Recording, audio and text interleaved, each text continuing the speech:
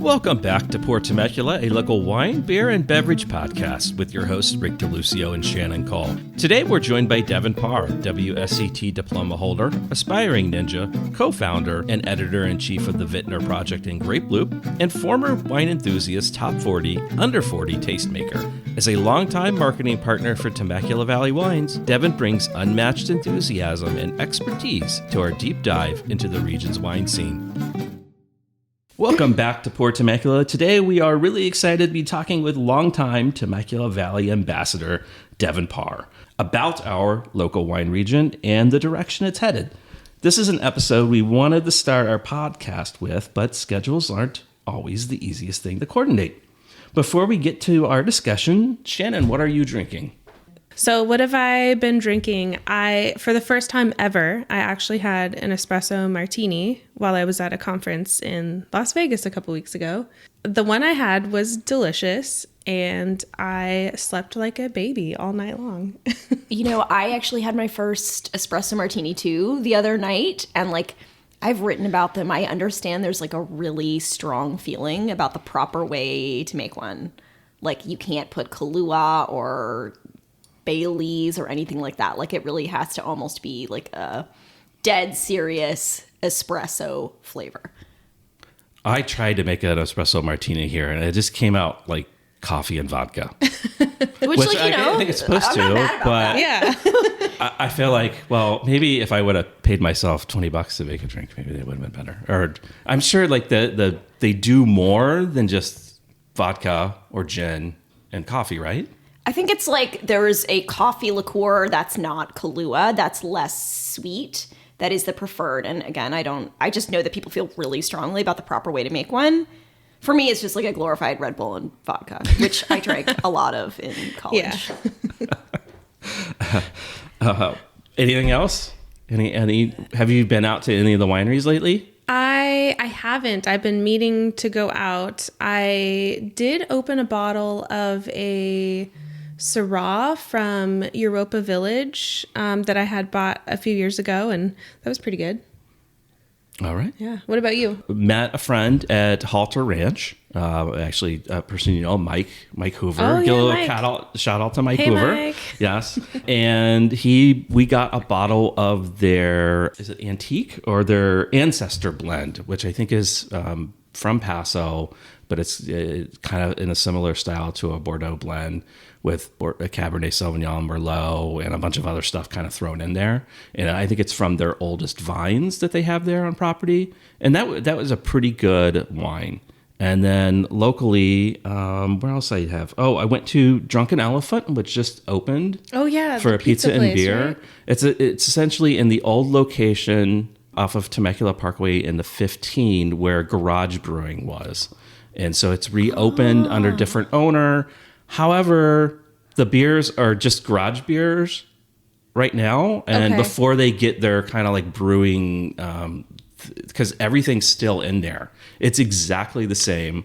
I think This was awesome. I loved Garage it was a Brewing. great location. Yeah, good place it to was bring always decent to get to. If you were just getting off the interstate and you didn't want to go home and sit or wait 15 minutes to sit in traffic on Temecula Parkway, you could just hop off there and then have pizza or whatever there. So it's still the same brews for now. And I think once they get their brewer in place and their cycle going, they'll probably start producing their own beers. At least that's what it sounded like they were going to do.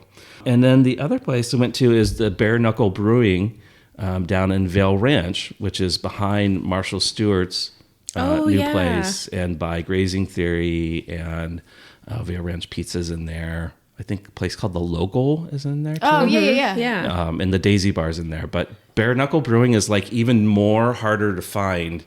It's tucked way back. It's tucked way back in the corner. It used to be Temecula Brewing Company before, and then it took them forever to open. It's we moved here in 2018, and they had signs up, and I don't think it opened until 2021. There just seems so much opportunity over there. I've spent many an hour in the card store with my kids and kind of longing for a drink while they run around. So it's such a great the card. Yeah, there's the baseball card. Yeah, and you have two boys, right? Yes. So they're probably into that. Or they probably have all kinds of other cards too. So So that's what I've been drinking. I had a good hazy IPA there. They make good brews there. Yeah, so I like their beer. Yeah. So Devin, thank you for joining us. What about you? What have you been having? You're off on different adventures. Maybe you could tell us about some of those and what you've had that's tasty. It's the last 3 weeks have been like drinking from the fire hose. Only the fire hose is spewing wine. I was in Napa a few weeks ago at Stag's Leap Wine Cellars, which was incredible. I was in Paso. I just got back from Washington State for Taste Washington, where I spent a week basically east to west tasting through all of Washington State and just like so many memorable wines. I can't even like mention specifics. I did have a sparkling Shannon from El Dorado last night. That was incredible. And Shannon Blanc is my desert island white grape. Temecula wise, I judged the Toast of the Coast wine competition recently and I just saw the results. So I was at the double gold table the double gold table where all the wines that the fellow judges deemed worthy of a double gold got sent to our table to score and write reviews of. And there were a few that I was like, this tastes like Temecula. And they ended up being Temecula. There was a Petite Syrah, I believe from Wilson Creek. That was incredible. Just like everything you want a Petite Syrah to be, like just inky and black and heavy and punching you in the face. So if you love that style of wine, it was just like textbook perfect. And there was a Brut from Carter Estate, like really great classic method sparkling wines coming out of there. I loved it. I knew almost instantly that was a Temecula Valley Carter Estate bubbly. And yeah, it took a top score. So what gives that away? I know we have other questions to ask, but that to me is fascinating that you would be able to pick that out. I know it's probably a sparkling wine that you've had a few times. I love it too. I think it's great. Yeah. The Blanc de Blanc and Blanc de Noir are also fabulous sparkling wines. But what threw it out to you as Temecula? I mean, that particular wine, probably because I've had it so many times that I was just like, I feel like this is Temecula. It was much riper fruit than I would expect from like a very classic method region like South Africa or Champagne, if you will, or even a Cremant. Like it was just like a really robust sparkling wine, California style, but it wasn't like overly fruity. And I know the winemaking team over there keeps their sparkling wines quite long entourage. So it really had those like autolytic kind of yeasty, bready, brioche notes that I don't know. I took a stab in the dark that it was a Carter Estate, and it was. I've had that wine a million times. The Petite Syrah is just like, it was so big that it could only come from kind of a warmer climate. And I think most regions producing great Petite Syrah these days typically are those warmer climates. But it was a great wine. I didn't know right away that was Temecula, but I had suspicions. So. Okay. Well, that's a great lead-in. So not everybody that's going to listen to this podcast lives here locally or, are 5 Danish listeners. Thank you, Danish listeners. A shout out to them. Can you give us... Hey! Yes. Can you give us an overview of the Temecula wine region? First off, where is it located? Yeah, it is Southern California's wine region, or sort of like premier grape growing region. It is located about an hour northeast of San Diego proper, like downtown San Diego. North County, San Diego, it's obviously a quicker drive. We're like right on the border of San Diego County. It's in Riverside County. And what's remarkable about the region is that it is within a 1 to 2 hour drive of pretty much every major Southern California city and airport. So it's actually one of the most easy to reach, accessible wine regions, like pretty much in California and certainly in the country. Why do people consider it an ideal winemaking region? Is there something specific about the soil, about the climate? Yeah, there's this perception that it's too hot in Southern California to grow grapes, but we actually share typically the same climate classification as some of the warmer parts of Napa Valley. And not to compare ourselves to Napa, I hate doing that. We actually have a warm Mediterranean climate. And it's moderated quite substantially by ocean influences, which people don't realize. So there's a coastal mountain range that separates us from the Pacific Ocean, and we're about 22 miles as the crow flies to the Pacific Ocean. There are gaps in these mountain ranges. So we're in a valley, mountain range separating us from the ocean. There's mountains on the other side of us. And what happens is there's a desert to the east, and as hot air rises in the desert, it creates this crazy vacuum effect that actually sucks in cool ocean breezes into the valley area in Temecula. So we have really warm days, long, warm, sunny days, tons of sunshine, which grapes, of course, love. But we also have really cool afternoons, evenings, nights, mornings, as you guys, I'm sure, know, can be downright frosty here.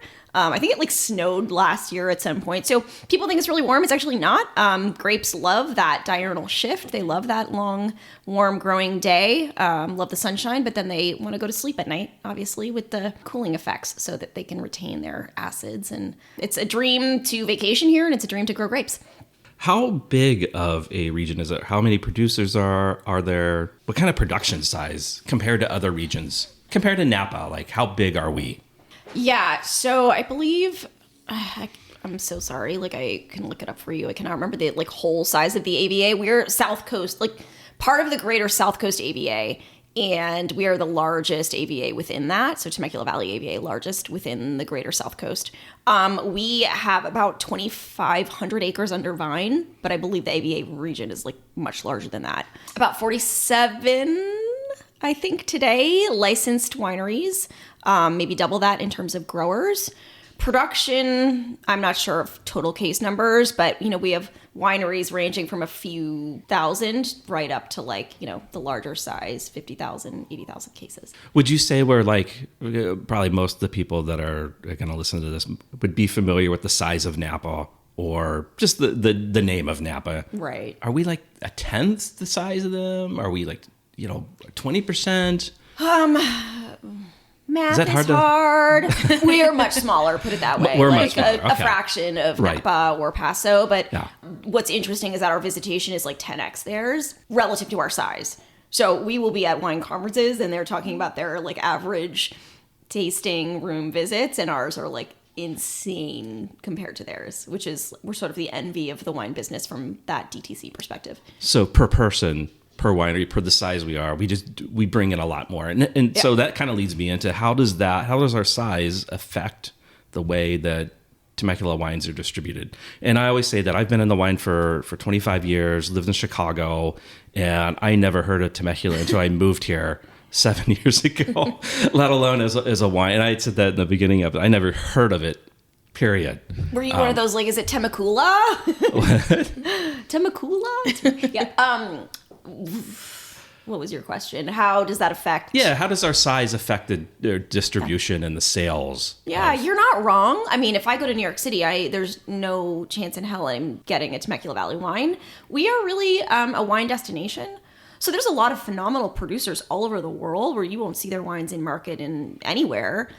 Your goal is to kind of go there and sip with the winemakers and experience the destination. So I think tourism really does drive the region from an image and from a sales perspective. As you guys know, we're about 90% direct to consumer. So people are coming, experiencing the wines, signing up for wine clubs. They can purchase them online. I think most wineries ship to most states that they are able legally to. But I think the appeal of the region really lies in it's a phenomenal place to visit. So cellar door sales or front door sales and signups are really the best way. It's just, can anybody really distribute? Is there anybody producing enough of a volume that makes it distribution possible? Yeah, I mean, I'm sure most people around the country are familiar with Wilson Creek's almond sparkling wine, or champagne that they call it, I think. I wouldn't consider that Temecula Valley in terms of our image, but I think that maybe has helped put the region on the map in some way because you can find it everywhere. I think I was in Kansas City once and I was like, oh my God, is that Wilson Creek? There are wineries working really diligently to get their wines in local restaurants because I think in many ways that's kind of how that local awareness starts and that pride in drinking local. There are some wineries kind of toying with the idea of getting out into other markets outside of California. I know other wineries like Leoness, they work with restaurants in and around Southern California, so Palm Springs, maybe Orange County. So yeah, I mean, it's a labor of love, and I think it's something that as the region continues to grow, we do need to look at. And I know many of our wineries have great success when they take their show on the road, so to speak. So Dofo, for example, has done great wine dinners in markets far outside of California, and they really develop a loyal following. So I think that's one way for us to get the word out and get people excited about Temecula Valley wines in markets that aren't even close to Southern California. Are there styles of wine or varietals that do really well here or have performed really well here? So given we are a warm Mediterranean climate, we see a ton of success with grapes that, you would find in those warm Mediterranean regions. Rhone varieties grow really well. So, Syrah, Grenache, Mourvedre, Viognier, like phenomenal from Temecula Valley. We also see those Italian varieties, Spanish varieties, Portuguese varieties. I think what really kind of defines us is that we don't hang our hat on one grape. We offer something really for every type of drinker. And that's both a product of our climate and it's also a product of our identity. Because we're not governed by those hardcore wholesale forces, we can afford to experiment and hand sell a lot thanks to our visitation. I'm a wine lover, and from my perspective, that's what I'm excited about. I want to go to a winery and be like, wow, I'm tasting Peak Pool. I'm tasting Touriga Nacional here, where I'm not just doing the Cab, Merlot, Chardonnay, Sauv Blanc, Pinot Noir route. It's exciting to me as a consumer to be able to taste dozens of different grape varieties in many different styles. That was like a really long, rambling way of saying, like, yeah, we make a ton of stuff, and those Mediterranean varieties really do well here. So what first got you into wine? Oh my gosh. So I graduated from UC San Diego, but I grew up on the East Coast, Toronto, New York. And right out of college, I was doing PR in the video game industry. Like that was my career right out of college. And I did it for about 6 years. It wasn't that I didn't like it. It was just there. I felt like there was more, and I'd grown up cooking. I had been sipping wine with my stepfather, who was just a big wine enthusiast, since I was 14. So he would, like in New York City, he would be serving me a little sip of wine with every dinner, every time we went out. So I just had a curiosity there, and I was looking at culinary school, and I was living in Los Angeles, and I was like, okay, I could go to the Cordon Bleu in Pasadena, and I just was like, no, that doesn't feel right. At the same time, I was reading this incredible book called Heat by Bill Buford, and it paints this incredible picture of this culinary life in Italy, and I was like, that's what I need to do.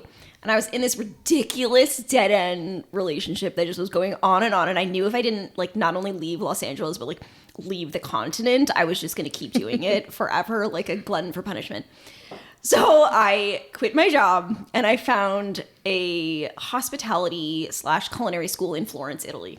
I initially signed up for the culinary program, and I was taking some wine classes on the side. And suddenly it occurred to me, like, I don't want to work as a chef on the line. Like, I don't want to do that. So, and I just fell madly in love with the storytelling and this cerebral, like all senses nature of wine. And I switched fully over to the wine program there. So I did 2 years in Florence, on and off, and got a certification in wine expertise there. And then I moved back to the US, and I was like, okay, what do I do with this? I had this really successful career in video game PR, and I had to build a career back up from scratch in wine. And I was like, at the time I wanted to open a wine bar, and I was like, I just need to get as much experience as possible. So I moved back to New York City, and I'd never done sales for anything. Like, I'd never had a job in wine except for kind of working at a wine bar in Italy. But I managed to convince Dominic Nocerino of Vinifera Imports to hire me as a sales rep in Manhattan for their importer distributor, focusing on high-end, small production Italian wines, like some of the most celebrated Italian wines, which is like, if you hate your life, this is what you agree to do, especially with no experience. I did a while of schlepping a wine bag up and down the streets of Manhattan, like hating every minute, but loving the wines. And from there, I just kind of got this crazy 360-degree view of the wine world. I worked retail, I was a wine director, a buyer, and then I realized that 6 years in PR and marketing maybe would help build a career doing the same for wine. Very cool. So what eventually got you connected to Temecula Valley? Yes. So I got married in 2012 and decided I did not want to have kids in Manhattan. And I had like one too many experiences of my umbrella blowing inside out while carrying grocery bags and not getting a cab in pouring rain and wind. And I was like, I gotta go.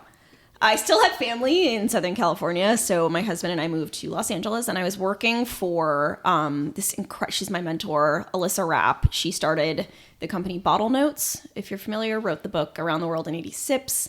It was a media company in wine, one of the first sort of originally e-wine clubs, if you will. And we had an amazing event series called Around the World in 80 Sips in many markets, like some of the first walk-around tastings in wine for consumers. She ended up selling the company. I helped that transition. And then I was like, okay, now what? I'm living in LA and I can either stay in wine, but I likely have to move up north. And I didn't want to do that. Or I can stay in Southern California, but maybe I have to do PR and marketing for something else. And then suddenly one day I'm browsing jobs and I see an opening up down in Temecula for a director of marketing for Visit Temecula Valley, representing wine country. So I applied, ended up getting the job, and that launched my love affair with Temecula Valley. I was in-house there for a while, then I was in-house with the wine growers. Really long, complicated story involving a very brief move to Buffalo made me realize I could go out on my own. So I launched a consulting business, and Temecula has always stayed near and dear to my heart, and now still work with the region as an ambassador. Very cool. What are some of your favorite places around Temecula for food, beer, wine, drinks? Well, that's like asking me my favorite child. And like, if I'm being honest, one is usually my favorite at a given time. Same. What's that saying? Like, I don't have a favorite child, but I do have one that I take a little longer to wake up in the morning. So, wineries, I love them all, and I could never tell you that. Where am I loving to eat and drink in Temecula these days? Have you guys been to Corbeau or to Travelers? Yes. In Old Town? Obsessed with both of them. Like, I could go weekly. I really love the food and drink scene in Old Town, and I wish more would come to the main corridors off Temecula Parkway and Rancho, like that style. Thompson and Twain Speakeasy, so fun for cocktails. I missed the speakeasy that was in Devilicious. Yes, I never went. I never got to go either. Cool. Yeah, I heard great things. Yeah, it was a very small space though. So they were very, you did have to reserve your space. You couldn't just show up there. Oh. Although if they were empty, you could kind of show up there.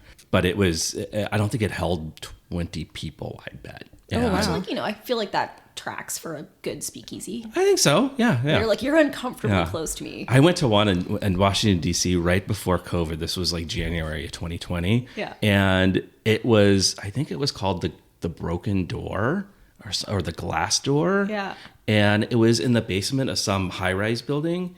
And somebody had thrown a rock against the window, so it looked all shattered and destroyed. But the thing was it was a facade. You basically pulled back that front door, and there was a whole underground speakeasy with just hanging light bulbs, and it looked like it had just been a pop-up. Somebody threw it into the basement, and they had great drinks. It was a fun atmosphere, and within an hour, it just totally filled in.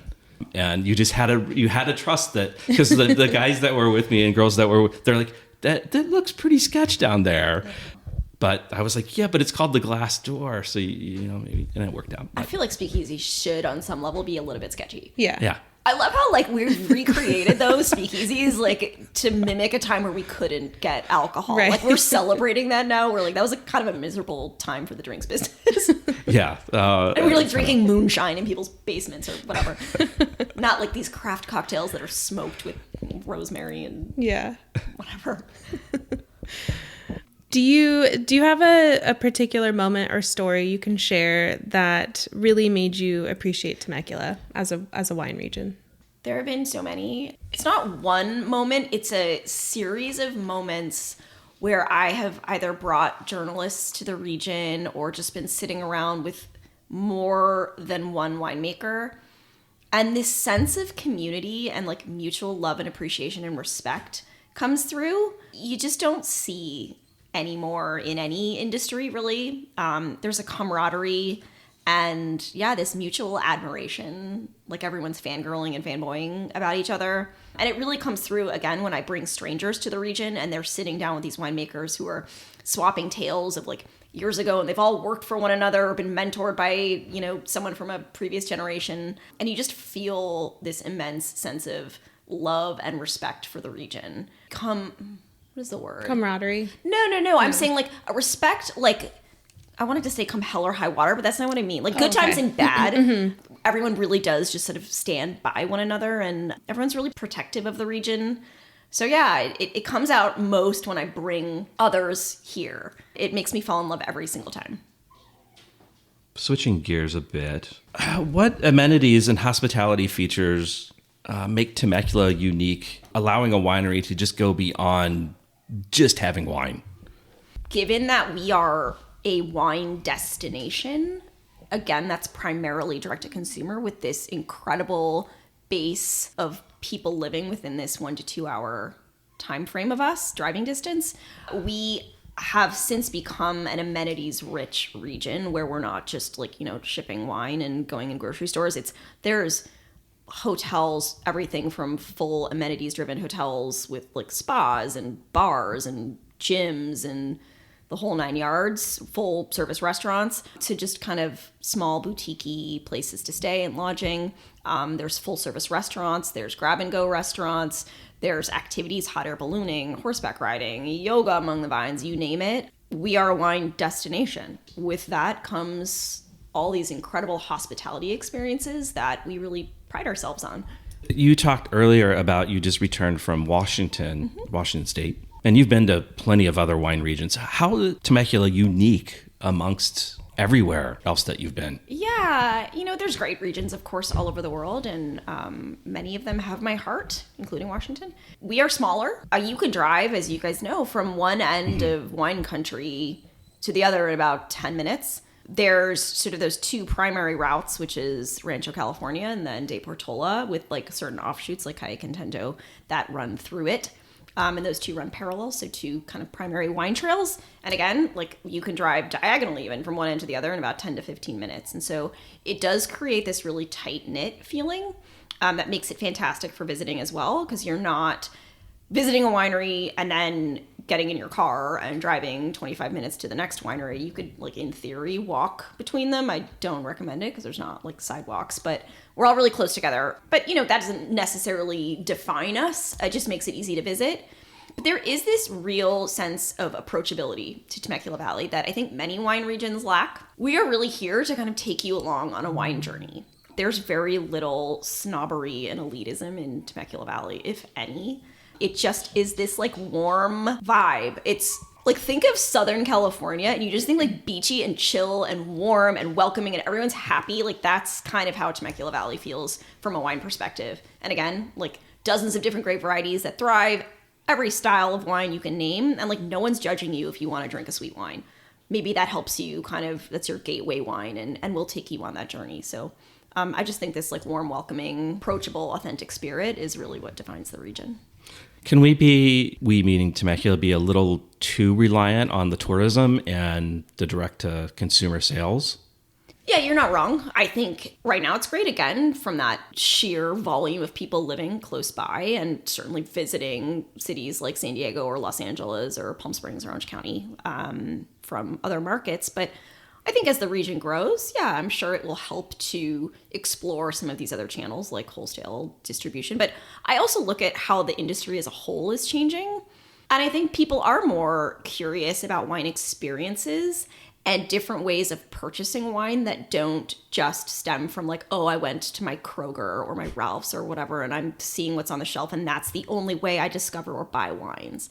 I think people really want to go to tasting rooms or learn about them online. There's plenty of cool businesses out there that are really exploring the kind of e-commerce model for wine, virtual tastings. I don't know. I think the world is exciting and scary at the same time when it comes to wine right now. But yeah, I think all options are possible. But I would never just tell Temecula, let's solely focus on the wholesale model. Okay. To kind of go along with that, you like we talked about you going out to different regions. one of my complaints, and I have not made it to a ton of different regions lately, but the prices here have seemed to really escalate lately. Is that not limited to here? Is that everybody kind of experiencing the same sort of inflation of prices? I think, yeah. I mean, has anyone bought eggs lately? Oh my God. Yes, I think wine prices across the board have gone up, and that's obviously a function of labor and inflation, the dirty word, and a million other factors. Mm-hmm. Cost of materials, glass, cork, etc. With that said, there is a breaking point. I think Napa has certainly seen that recently. Of like, holy crap, should I be spending $175 to sit and taste 5 wines? And I think they have experienced a backlash, all due respect to Napa. I think our tasting, for the most part, are pretty reasonably priced. I mean, absolutely. I don't know if there's any more around 25, but I think the 30 to 35 seems to be where, for usually 5 wines, is kind of the price point right now. For most, so, and you can do different experiences that cost more than that. Mm-hmm. And I think there's a couple wineries that cost a little bit more than that, but it seems to be stable around there. I guess what's gotten me was the wines that were 55, 60, 4 or 5 years ago are now, $90, $95. And it's a little bit tough to take when it's roughly the same wine. I don't think we have as much vintage variation in Temecula because the weather's fairly consistent compared to other regions. But if you're saying that that's something that everybody's dealing with and everybody's experiencing, kind of settles it a little bit for me. I think across the board, and obviously you'll see bigger jumps in different businesses, like granularly. But yeah, I think it's an overall trend. But I also think there's a trend of like, let's drink better, not more, which maybe helps us stomach that a little bit. But I do agree, wine prices and tasting prices are a little out of control, and the consumer is going to decide at some point whether or not they can stomach that. It's our capitalistic society here. To kind of go along with trends, are there styles or types of wines or other trends that you'd like to see personally, not speaking for any winery or the region as a whole, but just personally come out of this region? Yes. I'm a diehard fan of like ripping acidity, as even like my winemaker friends in Temecula will tell you like, oh, Devin's going to love this wine because it's like going to take the enamel off her teeth. So I always want to see more of those like high acid whites. I would love to see some lighter bodied reds by contrast, kind of not that punch you in the gut, constant heavy extraction, heavy oak, heavy alcohol red style. I think people are kind of looking for something a little bit juicier and lighter, especially as we see people moderating their consumption. Do I want to see no alcohol? I mean, do I like that as an option for people who really need it? Sure. It's not my favorite. But I don't think it needs to be wine for a non-alcoholic drink. Fun cocktails, there's fun mocktails, yeah, for sure. I'm always excited about sparkling wines in Temecula, and the people who are doing it really well, and just, I love it. I love bubbly. I think consumers love bubbly. So I would love to see a few more of our producers dabble in that area. But yeah, those are my personal faves, those lighter bodied kind of carbonic style reds and high acid whites. I think in the last 4-ish years post-COVID, we've seen a lot of winery sales, things change hands here. Is that reflected in the overall market as well? As you were in Washington, are they experiencing the same things where you have some families? We'll take like the Weens for example, is no longer owned by the Weens family, or they just don't have much of an involvement, or I'm not exactly sure what. I think they sold it, right? Yeah, they sold it, but the Weens are still very much involved. Oh, okay. Joe Weens is still director of winemaking. Oh. Jeff Weens is involved. So there is like still that family touch point, which is great. But we've seen other families though leave and just to sell. There's a couple wineries that are for sale now, family owned ones. We don't need to mention them, but is that happening kind of all over the space? I think I can't necessarily speak for other regions, but I think it's a natural evolution, if you will, of any wine region. And there's certainly consolidation in other regions happening.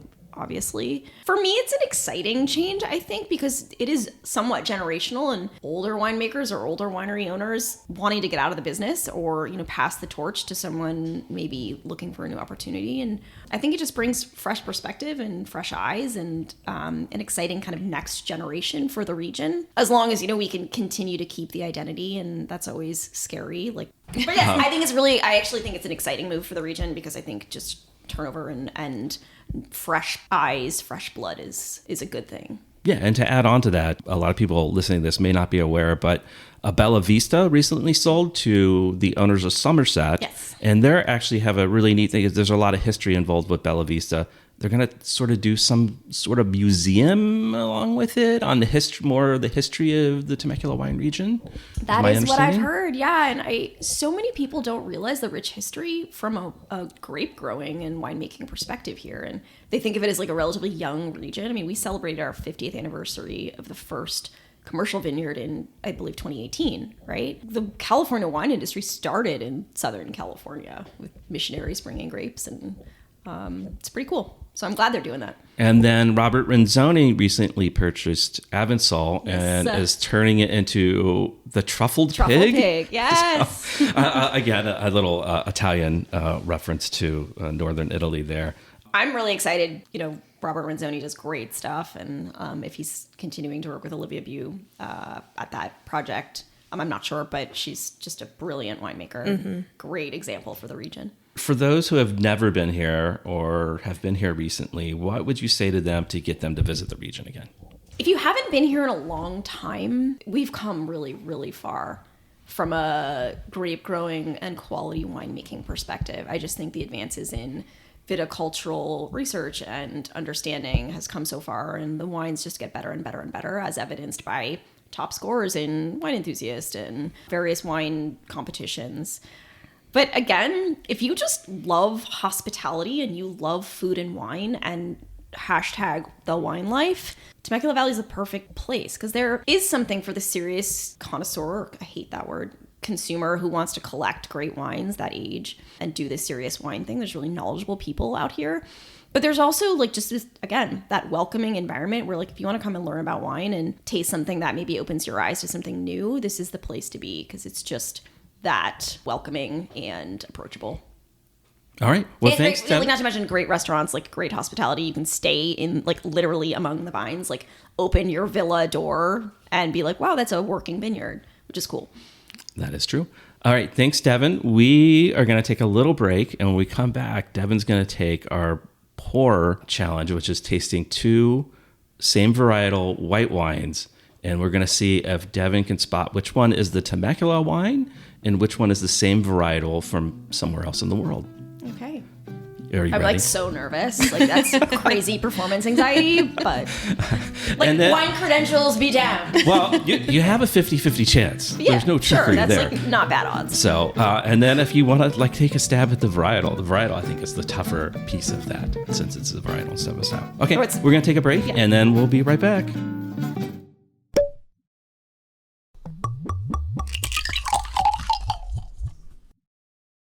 All right, and we are back with Devin. She has tasted these 2 white wines. They are from the same varietal. One is from Temecula, and one is from somewhere else in the world. And that's on to you.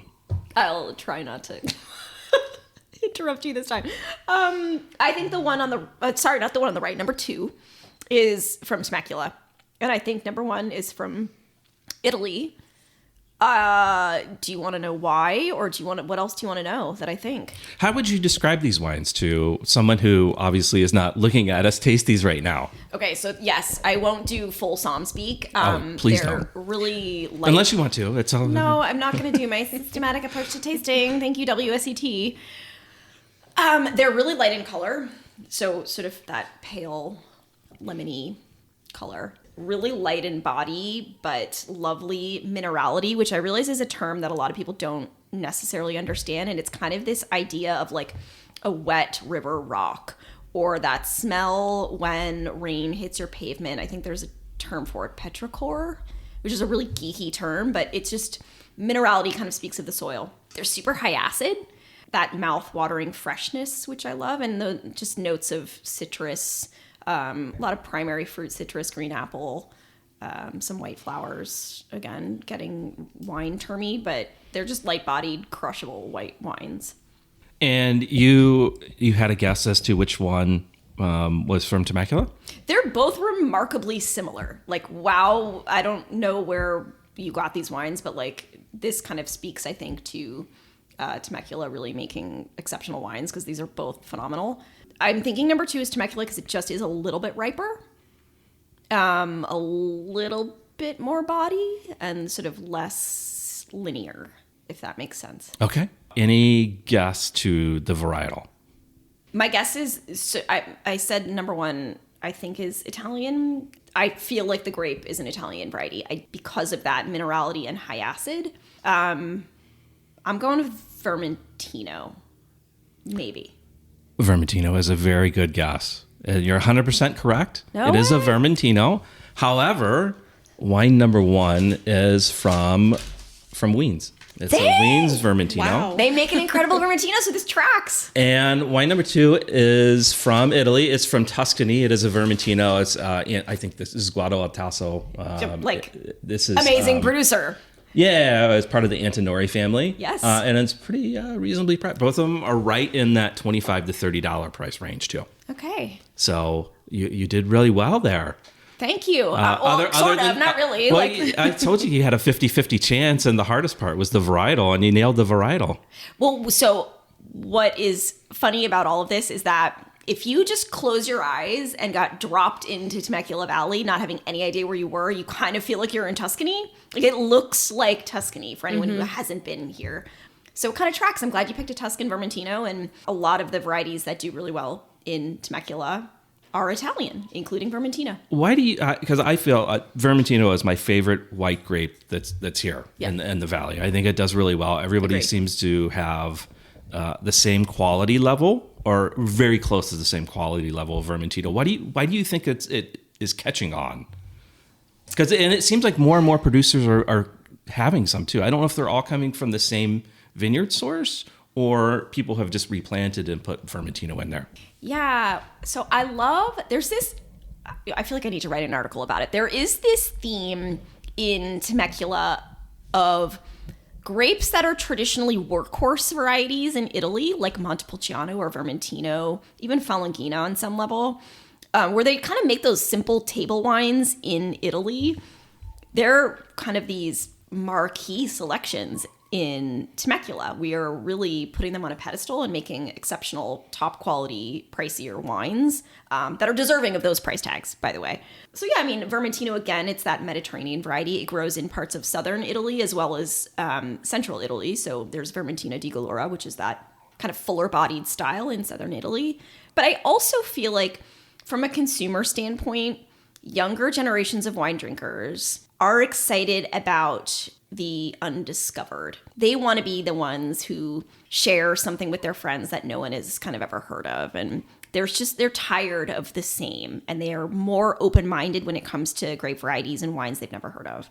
And I think Temecula Valley is nicely situated to capitalize on that trend, given our direct-to-consumer persona, but also, like, again, that approachability, that ability to experiment with different varieties is really nice for curious consumers. And I think Vermentino falls into that category. And I see a little experimentation too. Robert Renzoni has a concrete, they have a plain Vermentino, just stainless steel, aged in stainless steel. And they have another one that's aged in concrete, the concrete eggs.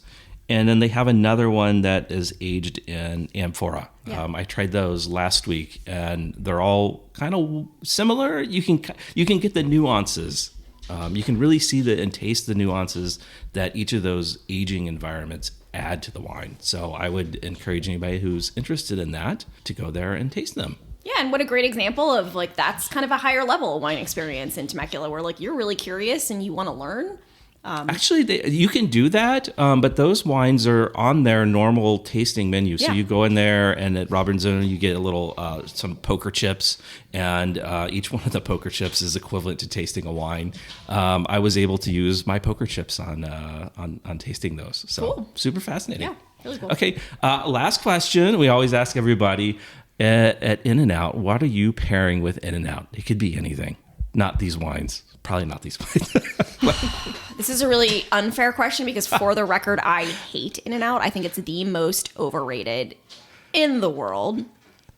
So I want to concur. I grew up in the Midwest, so I would rather have a Steak and Shake burger than a Five Guys all day. Five Guys, yes. And like, can we talk about In-N-Out's French fries? Like, what a poor excuse for a French fry. We may get banned in several locations now. I'm so sorry. You can cut this all out, but like, that's how I feel.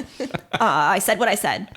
All right, we'll move on from that. What would I pair with it? Like something that's just going to completely drown out the flavor. No, eating In-N-Out forced to, I would just grab a bottle of bubbly. Like, your kids must have had In-N-Out though. No? Well, like Fussy Eaters Club. Yes, they've had it. But my youngest son, who is like a French fry enthusiast / connoisseur and rates French fries like every time we go out, like I give it a 7. These are mid. He's 9. Hated the French fries too. And he doesn't eat hamburgers because he doesn't eat anything. My oldest son thought the burgers were good. Fine. But yeah, I'm not indulging them in it. They were with someone else. Maybe we should just leave it at that. We'll just move on. So Devin's going to pass on the question. No, I think I would drink that Wilson Creek Petite Syrah because, that was a big beast of a wine. Yeah. So we'll be will not taste anything after that. So anything that's very fleshy and very full-bodied. I would definitely drink this Vermentino too. Okay. It's delicious. They're both delicious. Yeah. I actually had no idea which one was. Oh, you didn't? No, well, you knew what the wines were. I knew what the grape varietal was, but I also had guessed number 2 was Temecula. Yeah, it's like a little riper. Yeah. Okay. Well, we'll leave it there. Thank you, Devin, for coming in. We appreciate it. This is so fun. We'll Thank you. Talk to you again soon. Yeah. Thanks. To wrap up this insightful episode with Devin Parr, we reflect on Temecula's evolution as a wine region, from its unique climate and growing conditions to the challenges and opportunities that shape its future. Drawing from our conversations with historian and wine grower Rob Crisell, we also consider how Temecula's past, from its early viticultural experiments to overcoming Pierce's disease, has paved the way for today's growing wine destination. Devin's expertise and passion highlight why Temecula is a community driven by innovation, hospitality, and a deep love for the craft. In the Pour blind tasting, we explored Vermentino, a Mediterranean white grape known for its bright acidity, citrus, and stone fruits, and a distinct saline minerality. Often compared to Sauvignon Blanc for its fresh, zesty character, Vermentino offers a more textured palate with subtle herbal and almond undertones. While most commonly associated with Sardinia, Liguria, and Corsica, it's also grown in Provence and the Rhone Valley, where it's called Rolle. Its crisp, vibrant profile and coastal influence make it a perfect pairing for seafood, light pasta dishes, and fresh cheeses. If you enjoyed this episode, be sure to subscribe to Pour Temecula and leave us a review. It really helps us keep the conversation flowing. Follow us on social media for behind-the-scenes content and updates on upcoming guests. Until next time, keep exploring, keep sipping, and cheers.